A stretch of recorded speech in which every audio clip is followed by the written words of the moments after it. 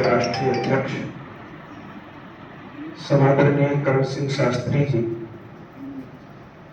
जो राजर्षि सभा के राष्ट्रीय प्रवक्ता हैं, उन्होंने बहुत अच्छी बातें प्रस्तावना के रूप में आप सबके सामने प्रस्तुत की है। जैसा कि आप जानते हैं, आज की ये प्रेस वार्ता इसलिए की गई है कि हम भारत में सबको समान अधिकार देना चाहते हैं, समान नागरिक संहिता को लागू करवाना चाहते हैं, इसको अंग्रेजी भाषा में आप यूसीसी कहते हैं, उसको लागू करवाना चाहते हैं। और ये चाहते हैं कि प्रत्येक व्यक्ति स्वाभिमान से और सम्मान से इस देश में जीवन यापन कर सके।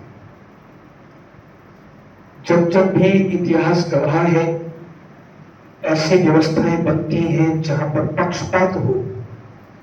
पक्षपात दुनिया में विध्वंस का, विद्रोहों का बहुत बड़ा कारण बनता है।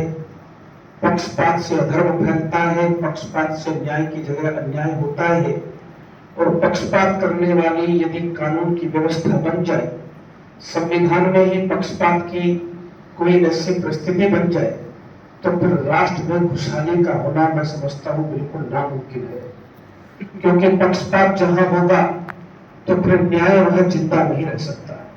न्याय को जीवित रखने के लिए समानता के कानून होना, संविधान का एक जैसा होना बहुत आवश्यक है। और मैं इसलिए समझता हूं कि हमारा सबका ही दायित्व है कि सरकार ने यदि इस चर्चा को आरंभ किया है तो हम उन पर दबाव भी बनाए और उनको ये महसूस कराए कि हम सब इस अच्छे कार्य में आपके साथ हैं। और आपको ये कार्य जो है, इसी सत्र, आज की जो प्रेस वार्ता, उसका मुख्य उद्देश्य यही है कि हमें इसको राजनीतिक हथकंडे के रूप में नहीं देखना चाहते। हम चाहते हैं कि ये समान नागरिक संहिता राजनीतिक हथकंडा न बने, बल्कि इसको अमली जामा पहनाया जाए, इसी सत्र में पहनाया जाए। लोकसभा चल रही है, आपके मन में विचार है, तो फिर इसमें देरी क्यों? देरी नहीं होनी चाहिए।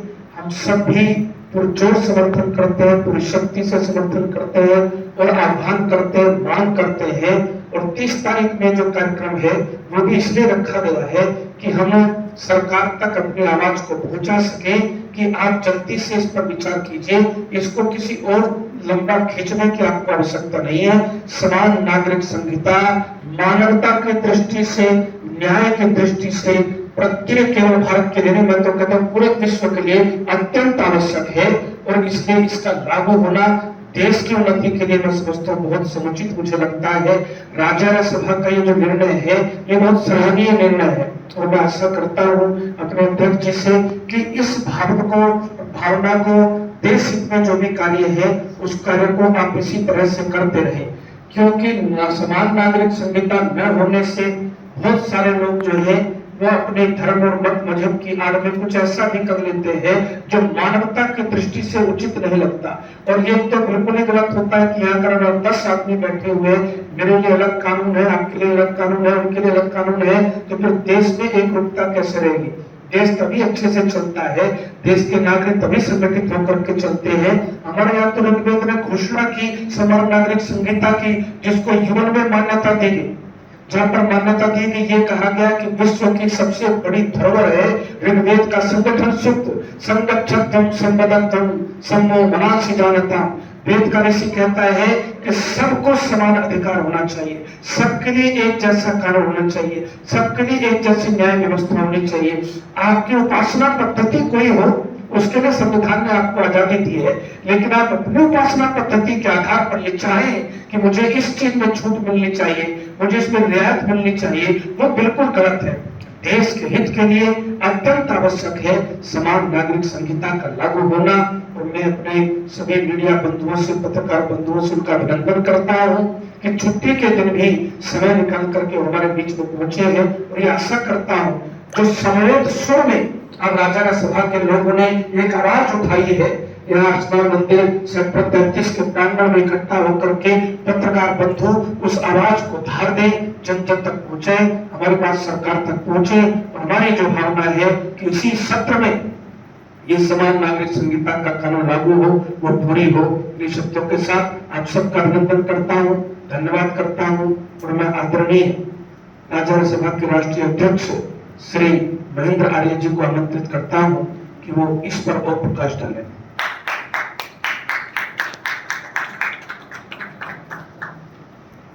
धन्यवाद आचार्य जी, आपने उन्हीं बिंदुओं को बहुत ही स्पष्टता के साथ और आगे बढ़ाते हुए अपना सोच में मिलाया। यहाँ जो पत्रकार बंधु बहने हमारी उपस्थित हैं, वो भी इस विषय को बड़ी प्रखरता और सूझबूझ के साथ राज्य सभा की इस आवाज को जन जन तक पहुंचाने में हमारे सहयोगी बनेंगे और सब प्रकार से इस कार्यक्रम को आगे बढ़ाएंगे। मैं अभी इसी बीच में प्रधान जी से पहले आदरणीय स्वामी मोहनदेव जी को 5 मिनट के लिए आमंत्रित करता हूँ कि वो आए, क्योंकि वो पूर्व में अखिल भारतीय राज्य सभा की करता रहता महामंत्री के रूप में उन्होंने काम किया है वर्षों और इसके निर्वाचन आयोग से रजिस्ट्रेशन कराने में भी आपकी मुख्य भूमिका रही है। आप स्वामी गुरुदेव जी के बहुत ही निकटतम रहे हैं, तो आपसे निवेदन करूंगा कि आप भी 5 मिनट में अपनी बात रखें। आदरणीय स्वामी गुरुदेव जी। आचार्य जी, इसकी आवाज थोड़ी सी और ठीक हो सकती है क्या? पतली सी हो जाए, आवाज फटी हुई सी लग रही है।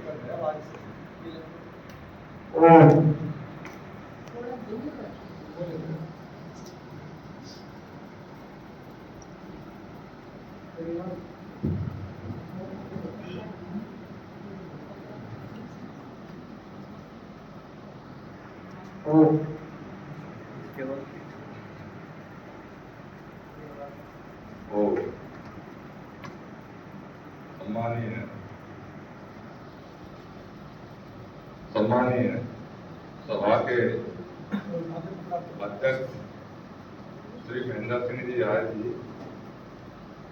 राज्य सभा के प्रवक्ता आचार्य कर्ण सिंह जी, गुरुकुल के प्राचार्य आचार्य जयेंद्र जी, माननीय सरपंच साहब, उपस्थित सभी सज्जनों, जैसा कि आपने अभी सुना, राज्य सभा का मूल उद्देश्य ही, जिसको लेकर के आज हम सब यहाँ विचार विमर्श कर रहे हैं, दल विहीन सरकार और देश के अंदर समान नागरिक संहिता, ये 2 बिंदु ऐसे हैं कि हमारे संविधान में एक घर के अंदर लोग रहते हैं, उसमें एक व्यक्ति के लिए एक कानून हो, दूसरे के लिए दूसरा कानून हो और तीसरे के लिए तीसरा कानून हो, तो समझिए वो घर चल पाएगा। ठीक इसी प्रकार से जिस घर के अंदर एक मुखिया न हो करके कहीं नेता बन जाए या प्रदेश में बन जाए अथवा देश में बन जाए, वो देश भी सही नहीं चल सकता। विरोधी पक्ष हमेशा विरोध के कारण आम के पेड़ को आम न बता करके उसका और कुछ कहना होता है।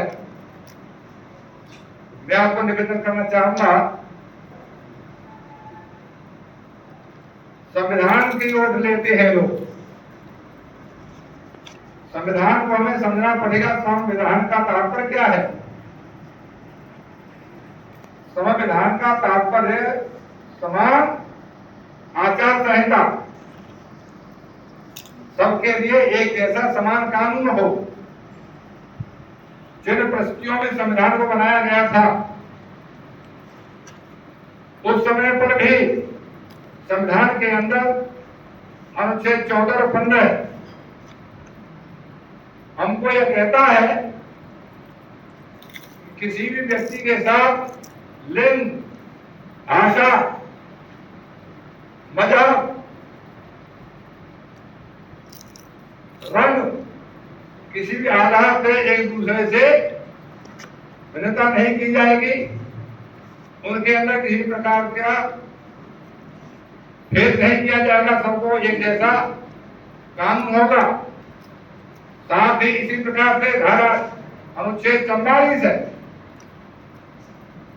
उसमें भी देश के अंदर समान कानून बनाने के लिए ये प्रावधान किया गया है। और उस समय पर क्या परिस्थितियां थी जब मजहब के आधार पर इस देश के टुकड़े हुए थे। इसके उपरांत में समान नागरिक संहिता की अनदेखी की गई और इतना प्रावधान अवश्य उसके अंदर कर दिया, अनुकूल परिस्थितियां आने पर समान नागरिक संहिता के लिए विचार विमर्श किया जाना चाहिए, उसका लागू किया जाना चाहिए। विगत दिवसों में सुप्रीम कोर्ट के द्वारा भी अनेकों बार इस विषय को उठाया गया, लोकसभा तक इस बात को पहुंचाया गया, परंतु विगत सरकारों ने इस पर ध्यान नहीं दिया। इस समय पर माननीय श्री मोदी जी की सरकार में इस कानून के लागू करने के लिए जो कदम उठाया गया है, तो अखिल भारतीय राजस्व सभा भी क्योंकि हमारे कार्यक्रम में पहले से है, हम इसका पुरजोर समर्थन कर रहे हैं। और जैसा कभी कहा, इसी मानसून सत्र में इसको लागू करने का प्रावधान बनना चाहिए, क्योंकि जब तक समान नागरिक संहिता नहीं बनेगी, देश के अंदर लागू नहीं होगी, तब तक देश के अंदर जो व्यवस्था फैल रही है राजनीति में भी और समाज में भी, इसका निराकरण होना संभव नहीं है। इसलिए हमको चाहिए कि अपनी आवाज के लिए मोदी जी की तरफ सरकार तक पूर्ण समर्थन के साथ पहुंचाना चाहिए। और हम अपेक्षा करते हैं कि वर्तमान जो सत्र चल रहा है उसी में ही इसको निराकरण करके देश में लागू करना चाहिए और संविधान का अनुच्छेद इसके अंदर बढ़ाना चाहिए। इन्हीं शब्दों के साथ आप सबको धन्यवाद।